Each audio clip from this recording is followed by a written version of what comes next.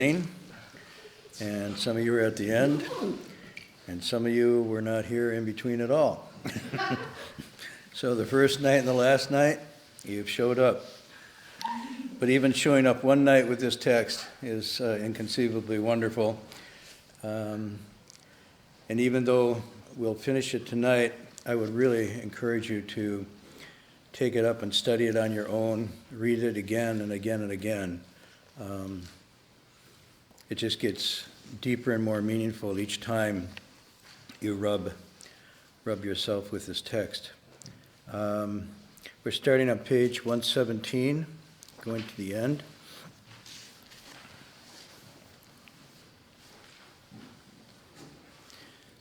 Text says, after the reciting this verse, the master meditated until the third watch. Then all at once he said to his close disciples, I'm leaving, and instantly departed. At that moment, a rare fragrance filled the room. A white rainbow linked the earth with the heavens, and the trees of the forest turned white. Nearby animals and birds cried out with grieving sounds.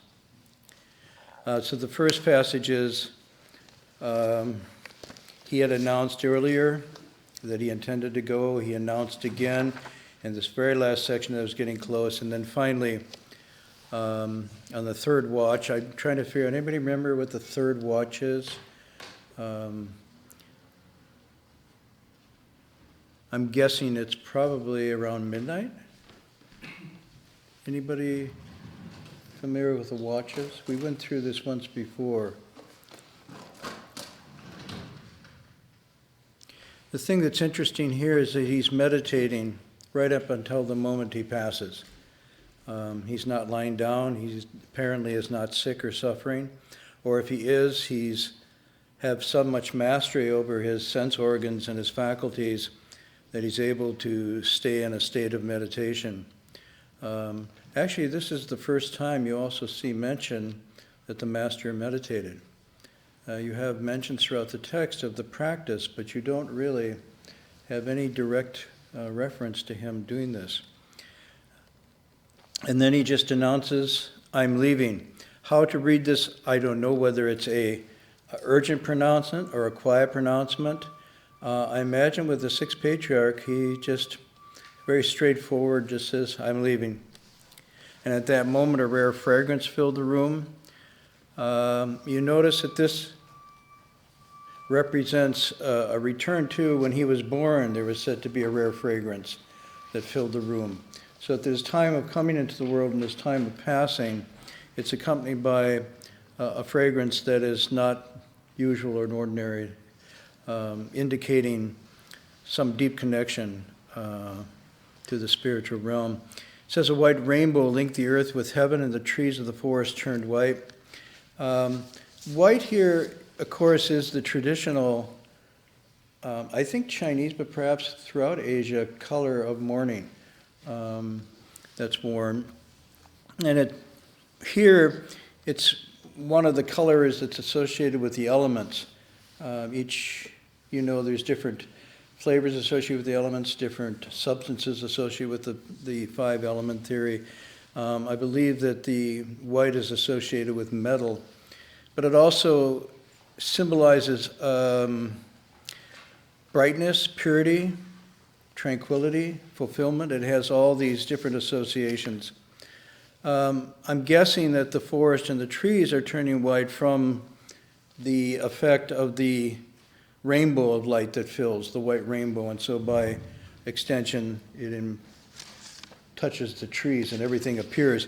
If you've ever been out in a rather unpolluted light environment, where high mountains or in the desert where there's a full moon and there's no city lights, it's almost like a white covers everything. But this is talking about something even more brilliant because it's a rainbow of white. And even the animals and the birds cried out with grieving sounds. We see this, by the way, across traditions, not just simply in what you call the Buddhist tradition, but this connection between the natural world and the world of animals, what's called the heavenly or the spiritual, and then the human. In the Chinese philosophical system, this is, I think, Tian Di Ren, right? The three correlated realms of the reality we're in. That somehow what's called Tian is translated in different ways, referring to heaven or the broader scope of nature. The D is the world of the elements, the five elements, and then the realm of the people, the realm of humanity. And they're correlating, they're interrelating all the time. It's not that one is above necessarily the other, but they're in a relational sphere. And so that's why you'll see so many texts referring to this almost dialogue that's occurring all the time between these three realms, mutually influencing one another. The human can influence the heavenly can influence the human, the elements obviously influence the human and found throughout the heavenly, and you have an interrelated, interdependent picture of reality that is very inclusive. On this, I would just say as a side note, you have a very interesting model for looking at our relationship, say, to the natural world and an environment. And if you look at what's happening now with the impact we're having upon the environment, you'll see that this model both explains this and also sort of gives us a way we might alter the impact.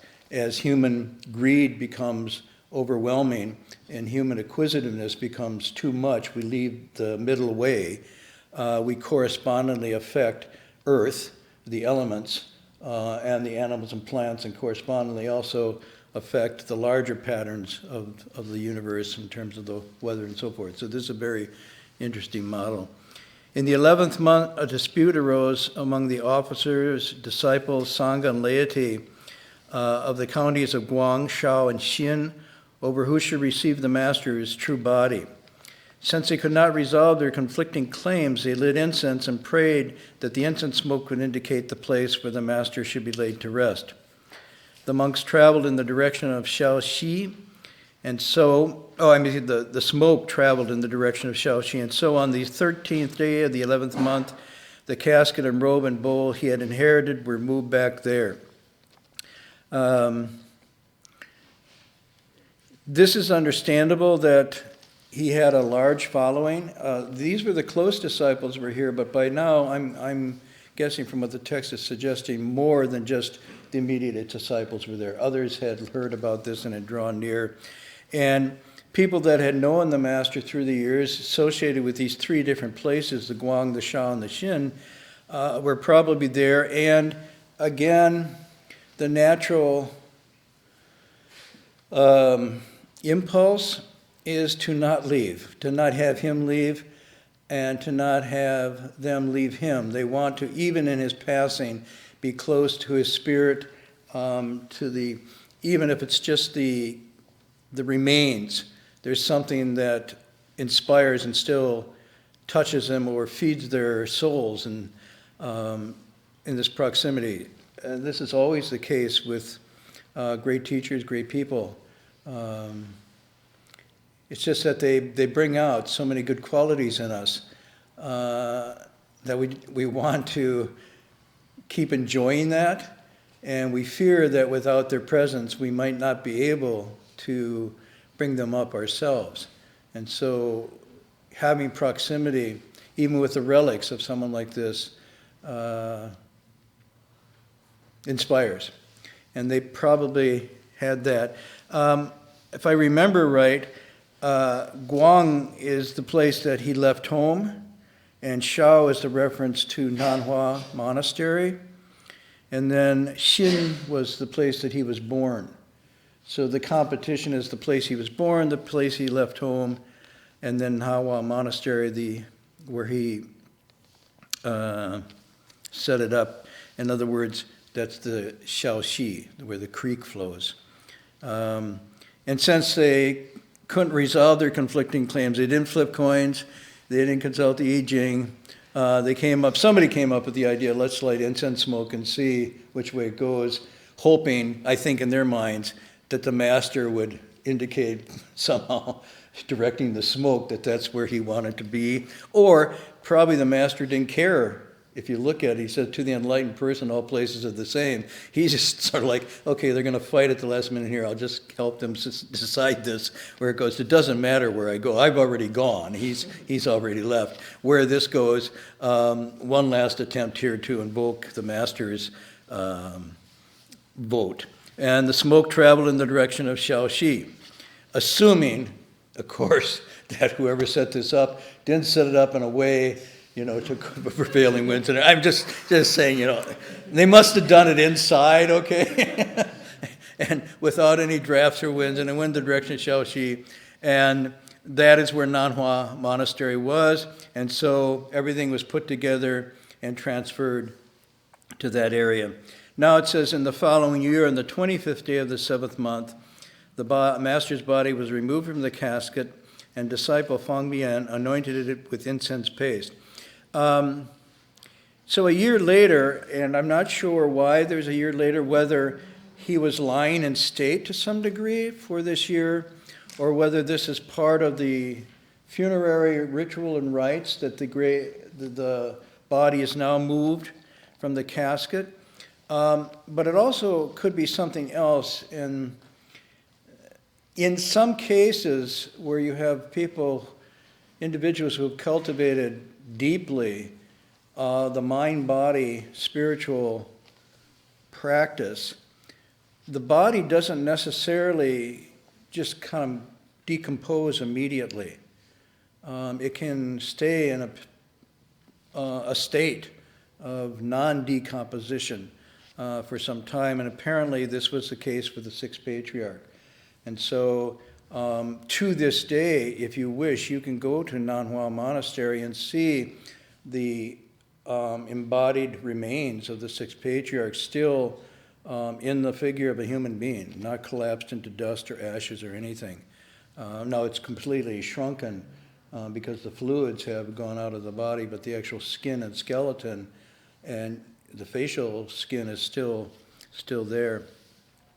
It was anointed with incense paste, also probably part of the ritual. And remembering the prediction about the taking of his head, the master's disciples securely wrapped the neck with sheets of iron and lacquered cloth to protect it and placed it in the stupa. Anybody know about that prediction, what that was about? Remember in the earlier part we read? The page? Robbers come to steal his head. Huh? Don't some robbers come to steal his head? Yeah, right. So where is that? 111. Yeah, and there's this famous verse, wishing to make offerings with a parent with bowed head, food in the mouth is a must. When the difficulty of man arises, the officials will be young and low. This is the difficulty. The difficulty of man is that apparently, if I remember right again, a Korean monk wanted to have the patriarch's head for his special reliquary altar or whatnot. I mean, it sounds strange, but those of you who have been in different traditions know that people will fight over the bones and skins and relics of saints and sages. This is not, anyhow, it's not that unusual, but here he wanted the head. He hired this poor man to steal it, and of course he was caught and so forth. We went through the story, and he didn't steal the head. But apparently, by wrapping it in sheets of iron, he wasn't able to then cut off the neck. By trying to cut off the neck, he alerted everybody that came and ran, but they didn't punish him because it had already been predicted by the Sixth Patriarch this would happen. And he was just doing it because he was really impoverished and needed the money. He didn't really himself want the head. He was doing it on contract for this Korean monk. And so that's what they did. And then they wrapped his neck with sheets, lacquered the cloth to protect it, and placed the body in a stupa. And then this white light appears within the stupa again. We have radiating into the sky and only faded away after 3 days. Another sign associated with his passing and his His Holiness. The provincial governor of Shao reported this to the emperor and was commissioned to set up a stone memorial tablet summarizing the master's spiritual life. And now we have a kind of postscript summary. The master lived for 76 years. He inherited the robe when he was 24 and ordained at 39. He taught the Dharma for 37 years to benefit living beings. He passed on his Dharma to 43 successors, while those who awakened to the way and rose above the ordinary beyond counting. The robe entrusted him coming down from Bodhidharma, and we have a parenthetical here, finely textured cottony material from India. And the ceremonial robe and crystal bowl gifted to him by the Emperor Zhongzong. The life image sculpted by Fang Bian. These all refer back to stories that we heard in the text. And the other religious implements were permanently housed at Bao Jewel Wood Monastery. This is Baolin Si. The Platform Sutra has been passed along to reveal the source of the teachings, to honor the three treasures, and for the benefit of all living beings. And thus we come to the end of the Platform Sutra. Shanzai, Shanzai, Shanzai. So, what to say in the few minutes we have left?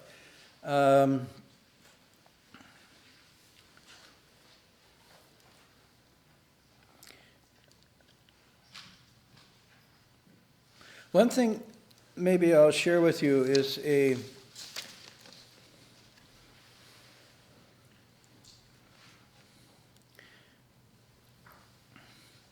passage from the Lankavatara Sutra, which is also mentioned in this text.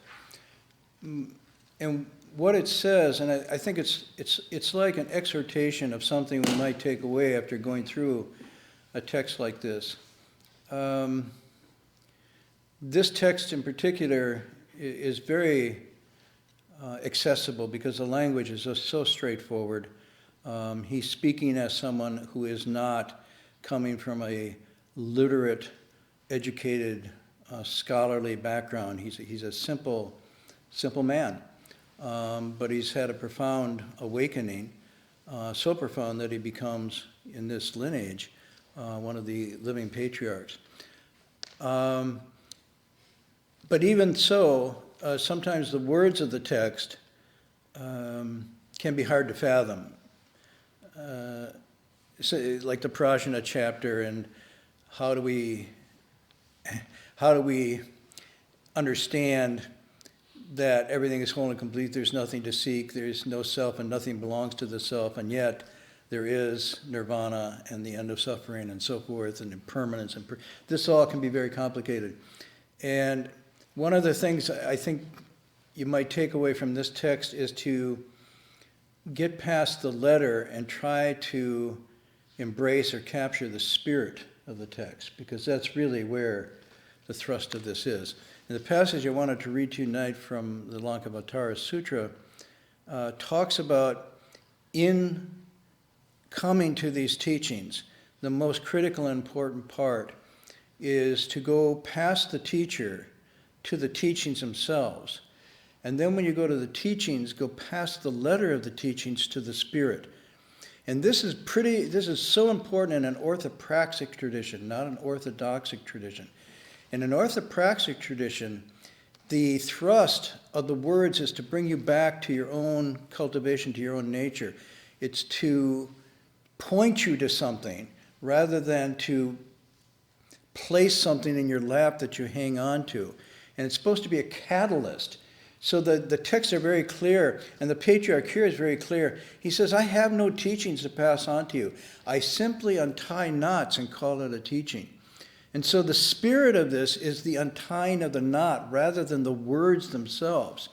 And this text, if you read it again and study it again, try in that exercise to absorb, to saturate yourself with the spirit rather than words. So let me read you this part from the Lankavatara that talks about this. And it says, O Mahamati, the son and daughter of a good family should not interpret the spirit according to the letter. It's very interesting. Since reality is not connected with syllables, with words and language. So right away in the Slankavatara Sutra, and son and daughter of a good family means people who are cultivating. Okay, so these are just good cultivators. One should not act like those who look at the finger. So this is where the famous thing comes. It's as if someone pointed out something with his finger to show someone else, and the latter persisted in staring at the fingertip instead of looking at the object indicated. So this is what, and I told you, this is wonderful. So I say to you, all of you should look at the Buddha on the altar, and you look at my fingertip and say, I can't see the Buddha. And the Sixth Patriarch says, all of you should look at the Buddha within your own nature, and you're looking at his words, the fingertip, and not looking within. By the way, this is this is very funny. People can do this, and one of the first things that happen with child development, they call it intersubjective consciousness or understanding, is the moment the child is with, say, the mother or the father or some caretaker, and there's a back and forth. I mean, you look in the child's face, you go goo goo gaga, and goo goo gaga, and there's this eye contact. And there is a point in the neurodevelopment of a child where if that person who's holding the child goes, huh, the child will go, huh. And this is critical for the development of altruism and compassion, because with that intersubjective relational thing that's going on, the child then learns through the body and mind and eyes of the adult what the world's about, how to respond to people. So when there's tears, the child watches why the tears. Where there's laughter, the child picks this up. And when the parent attends, the child also attends to that and then learns what that's about. So if it's wonder, the child looks and says, oh, that's wonder. This doesn't happen with dogs. So I just want to share with you, when I'm with our dog in Maine, if I am sitting there in the canoe or on the dock with the dog, and there's an eagle flying, I'll go, doggy, doggy, look. And doggy looks at my fingertip. Doggy doesn't look to where I'm pointing, it just looks. And if I point, there's a snake on the ground, I say, doggy, look. And doggy looks at my fingertip, but doesn't look to where I'm looking. So this is interesting. So anyhow, you stare at the fingertip and left looking what's indicated. Similarly, just like children, foolish worldlings, foolish people end their lives attached to that fingertip, which consists of literal translation. So reading the text, even memorizing this text, getting the letter is necessary, but it's not sufficient. And if you don't go beyond that, then you end your life looking at the fingertip and neglecting the meaning indicated by the fingertip. They never reach the higher meaning, only the literal meaning. So this is the first part. Now the second part is even pretty good too. Are we okay? It's as if someone were given some rice, were to give some rice to children, for whom it's the customary food. To eat, but without cooking it. Yeah. Well, you could say the same with noodles, right? I can invite people over. We're having Italian pasta night and just break the pasta and put it in the bowl. Whoever would act in such a way, giving the children the rice without cooking it, would be considered foolish, since he had not understood that rice must be first cooked. Equally, the nirvana, the non-arising and non-passing away of things, the ultimate meaning, is not revealed if it has not been prepared. This is really interesting. In other words, the rice of that, which is the literal, the meaning, doesn't get revealed, doesn't release its fragrance and its softness if it's not prepared. In the same way, we don't get it if we're not prepared. Not manifests itself to anybody unless he or she is well disciplined and trained. It is therefore necessary to train and discipline yourself and not act like someone who has seen an object merely looking at the fingertip, or who chews rice hoping that it'll be fragrant. So this is really two metaphors that are given in the text. And you see the use of metaphor of the rice also in the Shurangama Sutra, where the Buddha says, if you don't have the basics of cultivation, shila, samadhi, and prajna practice, it's like cooking sand hoping to get rice. You can cook it and cook it and cook it, it'll never be rice. In this case, you have the rice, but unless you take it to the next level and really cook it with your self-cultivation, this is what it's referring to, and embody it and really integrate it into your whole being, it'll still just be the letter and not be the rice. And you won't get the corresponding fullness. Yeah, you might get sick. I don't know if any of you tried to eat raw rice. For this reason, one should try to reach the spirit. The spirit, which is in isolation, is the cause of nirvana, while the letter, which is bound up with discriminations, favors samsara. The spirit is acquired in the company of learned people, and through learning, one should be conversant with the spirit and not just the letter. Now, learning here, the Sanskrit word for this is bhashrutya, and it literally translates as great learning. And great learning in this tradition means not just simply studying the text, but cultivating your person, so that the two become one. It's very close to the Chinese meaning of in the Da Shui, that you become bright with virtue, and this brightness is both your quality of character and your mind. It's not just the intellect. To be conversant with the spirit is a view which is alien to the discussion of those who get into sectarianism. And so as soon as you find people fighting with sectarianism, you can say they missed the spirit. They got the fingertip, they missed what it's pointing to, and they're chewing on raw rice. And it says, this is very important, don't fall into this yourself, and don't make others fall into it. This is really, really critical. In such conditions, there is a learning of the spirit. Such are those who should be approached by someone who asks the spirit. The other, who's attached to literal, should be avoided by those who seek what's true.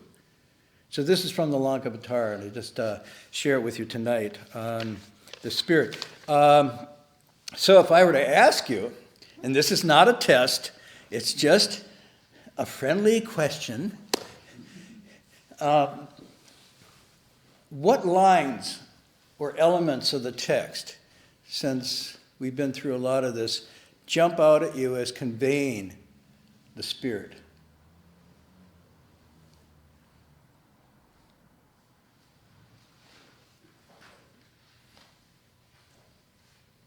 Yeah, you can scan the book. See? Yeah. I think his original verse in the opening chapter. Sure, yeah, I can use my. Thank you.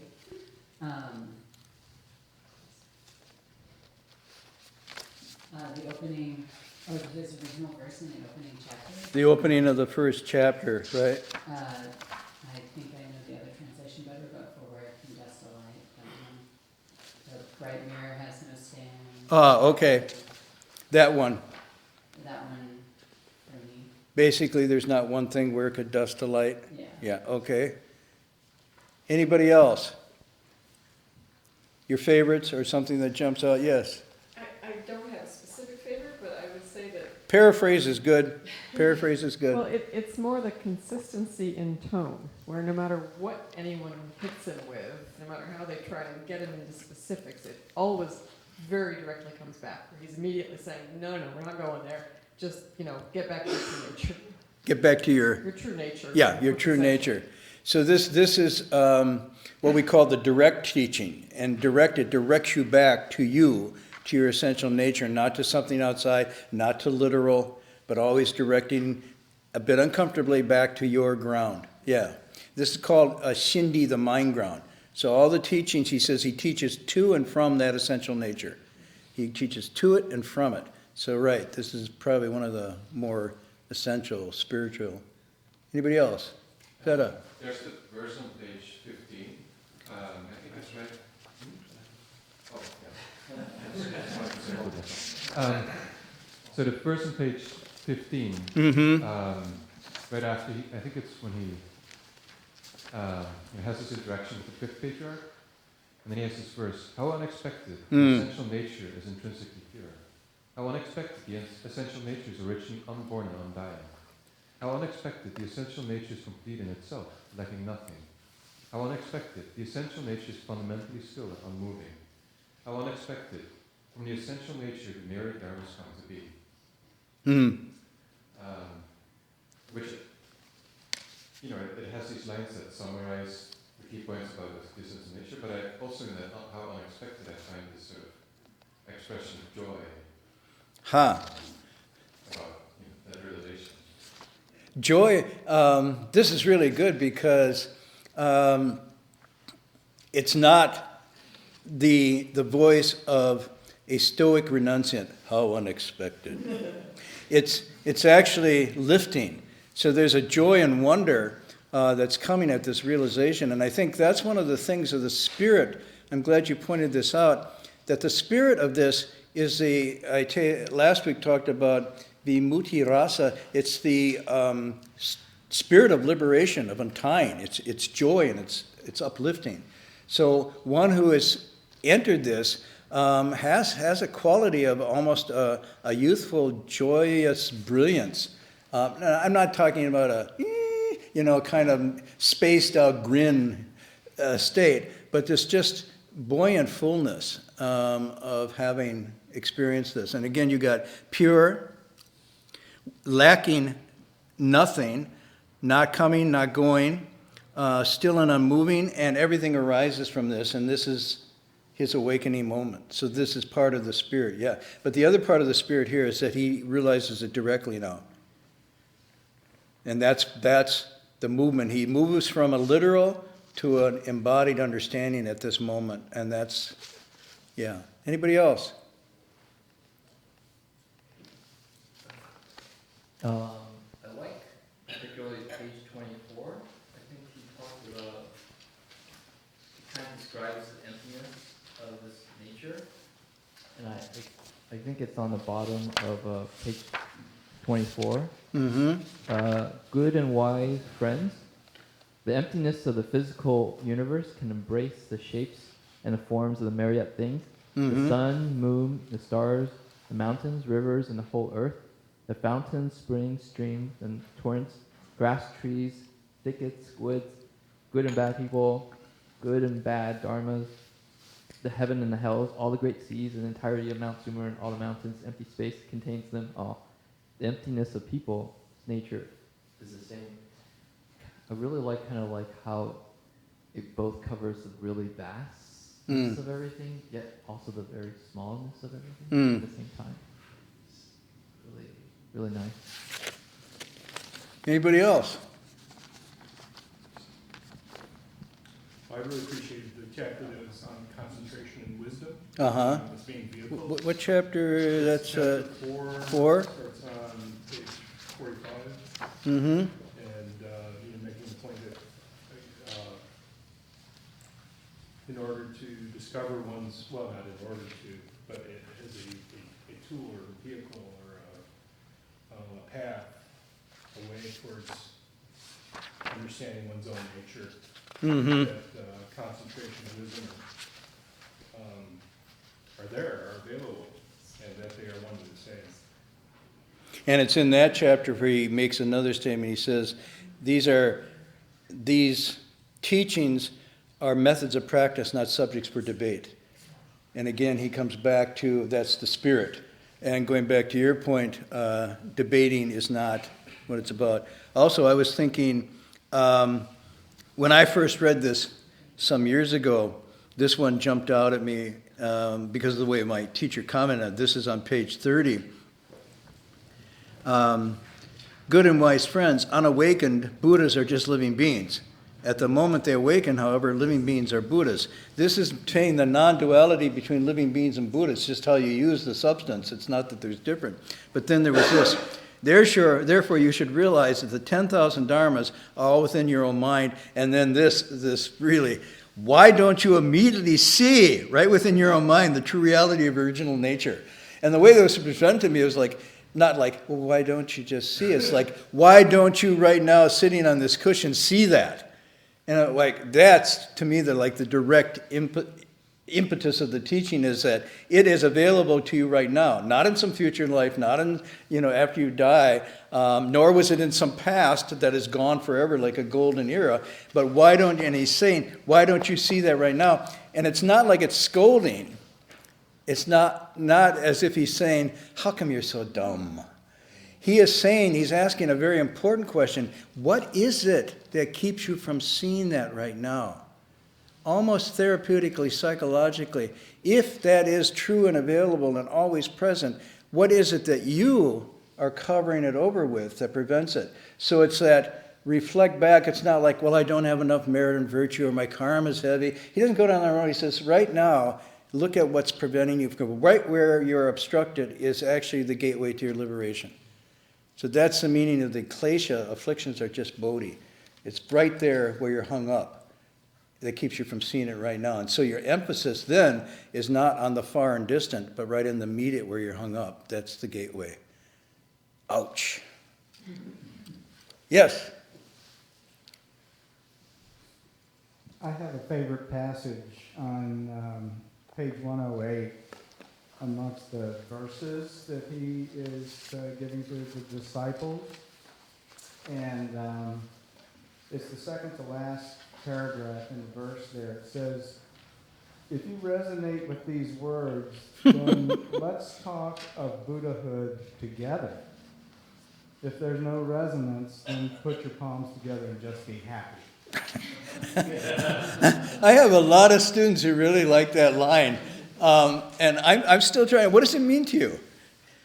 Well, it means that we're all in this together. Even though it's an illustration that this is a great vehicle that we're involved in.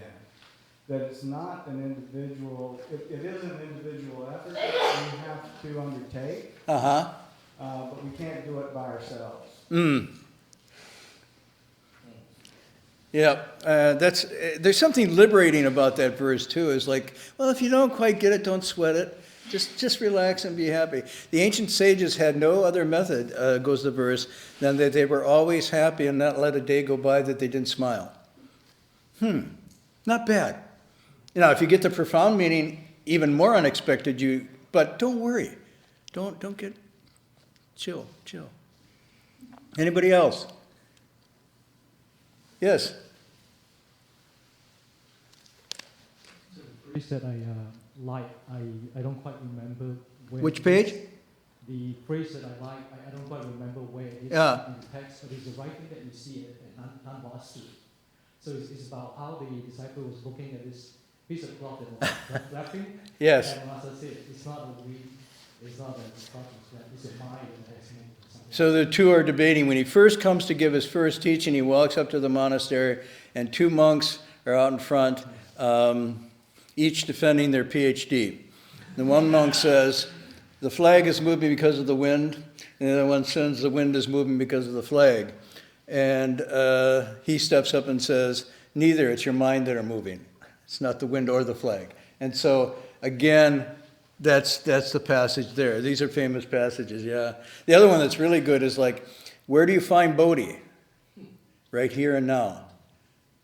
Oh, only at Berkeley Buddhist Monastery? No, right in the world, right in your day-to-day. Looking for Bodhi apart from this world is like looking for a rabbit with antlers. That's the verse line. You won't find it. So don't look beyond the here and now. Don't look upon your immediate life. It's right on this ground. And he says, as this is purified, the Buddha land is purified. So when he says you want to be born in the Western Pure Land, the Western Pure Land is the ground you're standing on. You just haven't cleaned it up. And once you clean it up, that's a Pure Land. If you don't clean it up, even if you, quote, go to the Pure Land, you'll be ejected immediately because you bring your pollution with it.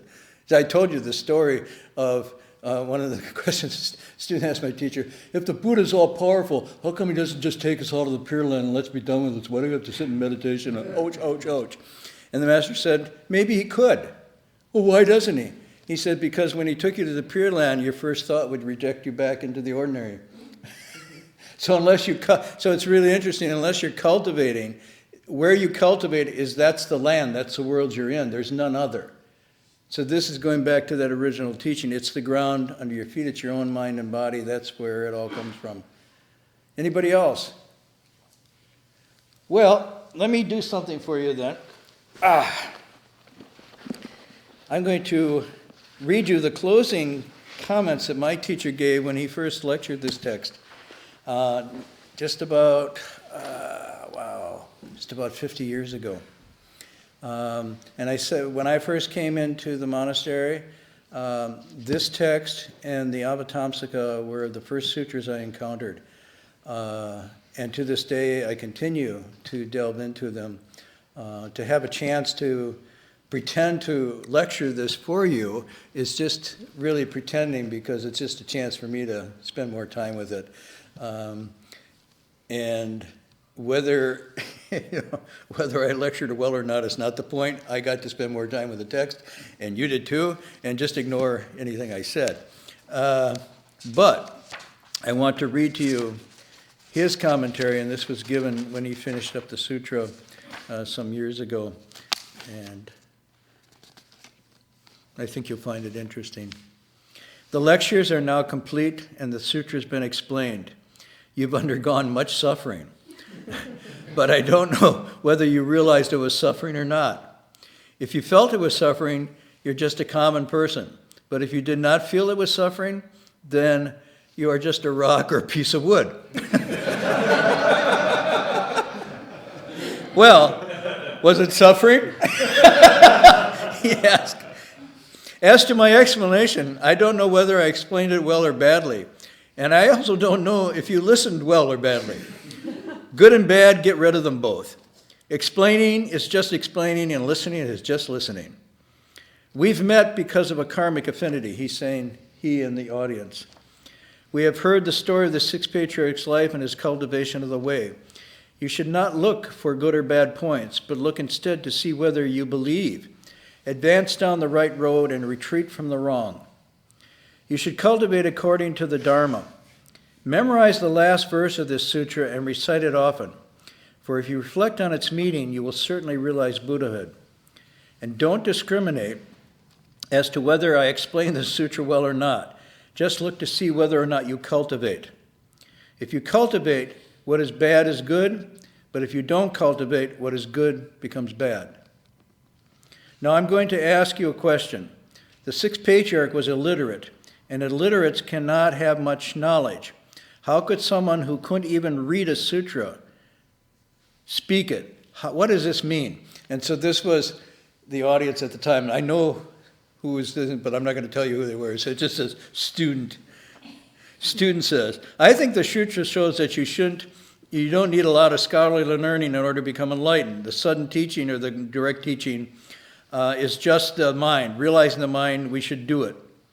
And the master says nothing at that point. He says, who else has a view? So often when you gave those really great answers, it was like fart. And the meaning was, well, that's really nice. Where did you borrow that from? But he didn't say anything. So who else has a view? This is a democracy. Speak up. So another student says, in the Sixth Patriarch Dharma explanation, where could one word arise? You see, this is the people at the time. So they're, instead of just being straight and talking, they're coming up with these answers. So the first one says, realizing the mind and so forth. And the next one says, you're asking us to answer a question, but in the original meaning, where could a word arise? Bun lai wui wu, right? Basically, there's not one thing. Another student says, the principles contained in the sutra are so clear and out in front that every time I try to say something about them, I get tied up in dualism and feel hopelessly overwhelmed. And the master just keeps going. Anybody else have an opinion? Another student. So at the time, every time the master does things like this, I have to explain to you, he's testing us against each other. So is he looking for the answers to the text? Duh. He already knows the text very well. He's not only seeing what we know, but he's watching us compete with each other. So what you're not picking up here is a competition, who's going to give the best answer. You see how this is going?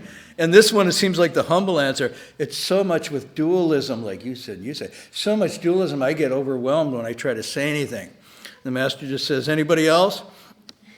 And then the student says, Master, when the Sixth Patriarch was about to enter Nirvana, he said, see you later. Where is he now? And on this question, the master answers. He comes from right where you are speaking. That's where he is now. Now, why was it the master never learned to read? During the time of the Sixth Patriarch, schools were not available to all, and to attend you had to have money. The Sixth Patriarch's family was extremely poor because his father was an honest official who never took bribes. No, never mind. As a boy, even getting food to eat was a problem for the master. So, of course, he couldn't go to school. It was a question of environment. He never learned to read because his family was poor and because schools were not available. But there's yet another reason. Why did the Sixth Patriarch choose to appear in a poor family? He did it to show us that even illiterates can realize Buddhahood and become bodhisattvas. Thus, he raised the hopes of those who could not read. Seeing the Sixth Patriarch, everyone thought he never went to school, but he cultivated and obtained, realized the fruit of the way. We can do it too. It's not the case that if you can't read, you can't cultivate. If you think only educated people can cultivate, you're holding to a prejudice. The Sixth Patriarch appeared to cause us all to lay down such prejudices. As I see it, these are the three reasons why the Sixth Patriarch never learned to read. There's one more thing you should recognize clearly about the Sixth Patriarch. He wasn't lazy. He always practiced the Dharma. He became enlightened, and after his awakening, he spoke the Platform Sutra. Being able to read is just worldly knowledge. The Sixth Patriarch understood his mind. He saw his nature, and he opened up to and entered his inherent wisdom. Because his sutra was spoken from the bright light of this wisdom, its value is incomparable. It is the same as sutras spoken by the Buddha. Do not take him lightly just because he couldn't read. The sutra is now complete, and after teaching it, I can make that statement to all of you. And that's how he ended his teaching, Platform Sutra. So, finished. And the only night I didn't go much over was the night I finished. Every other night I go over. So, are there any announcements or further questions? And if you find or see another passage that you really feel conveys that, you can always send it to me in an email. I'd like to see what your responses are to your favorite passages and whatnot.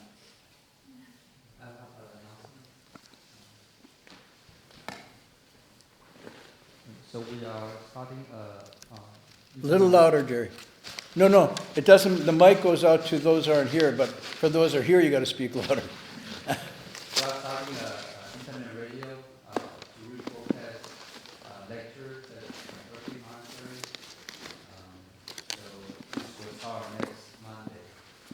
So you can go to dharmaradio.org and see, listen to the first recorded lecture. Saturday night lectures and Friday night lectures and resumes will also be broadcast live on the internet. Other announcements? We're technically ending the Friday night class, or at least my portion of the Friday night class, with actually ending the sutra. But we'll pick up again in the fall. I'm not sure when, in September sometime, and we'll have the same format. We'll choose another text, another sutra to go into, and we'll use 45 minutes of sitting and 45 minutes of discussion on the text and continue the format. I will hopefully take off for some of the summer and go up to try to teach my dog how to look up past my fingertip. Who knows? Usually up in a remote part of Maine, and I just unplug from everything, and I'm really ready to unplug. So, and then be back in September. And I hope all of you, again, I always wish this to you, you unplug a little bit or a lot. And I don't mean just unplug from devices. I hope you can unplug from some of the habits and conditioned energies that it's a deeper kind of plug-in we have to our bad habits, faults, and so forth, so you can unplug some of those. Or there's an electrical failure and you can't plug into them and they don't work anymore.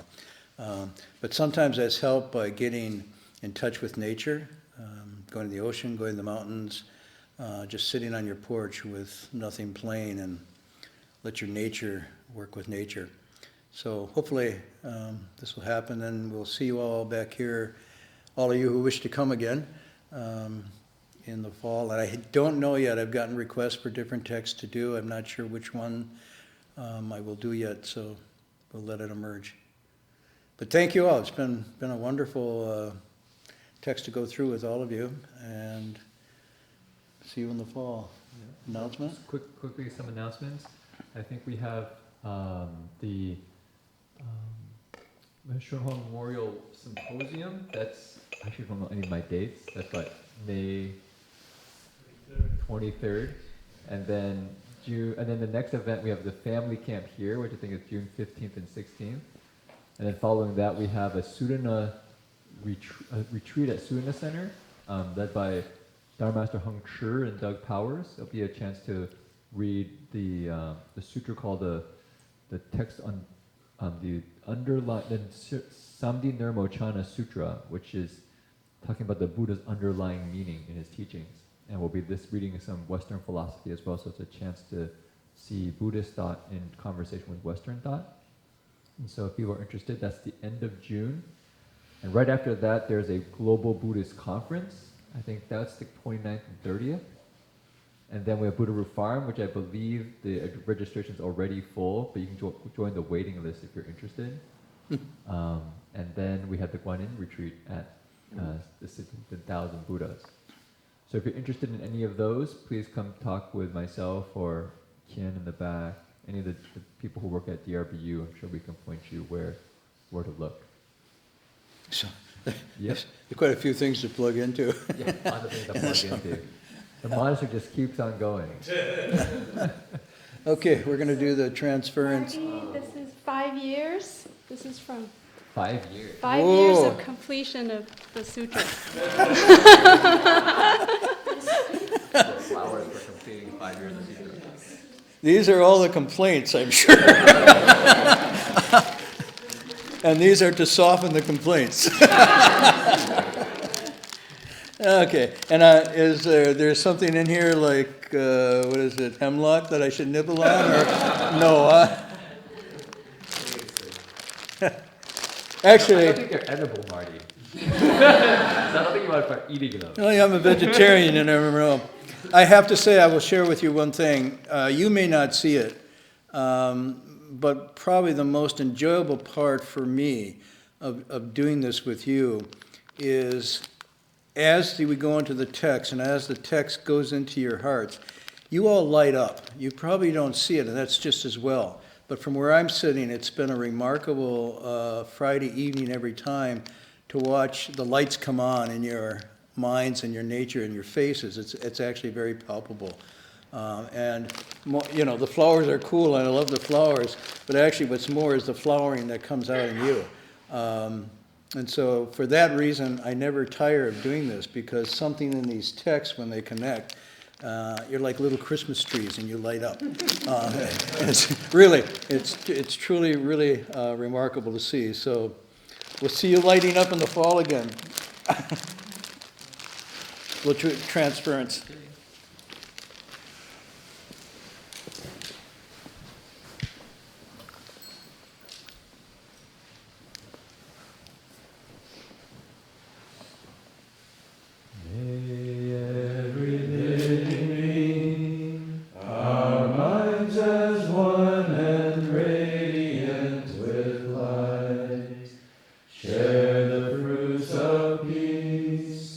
With hearts of goodness.